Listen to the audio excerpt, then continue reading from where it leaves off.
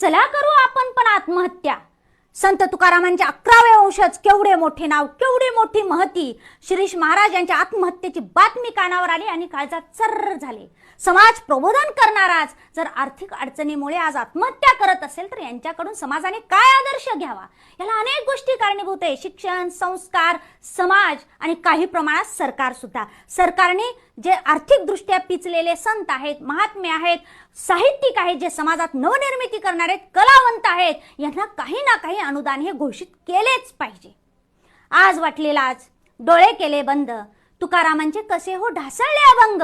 ज्यांची प्रेरणा घेतली छत्रपती शिवाजी महाराजांनी, का आत्महत्या करावी त्यांच्या वंशजांनी? याचे उत्तर तर माझ्याकडे नाही, परंतु तुम्ही कमेंटमधून अवश्य व्यक्त व्हा।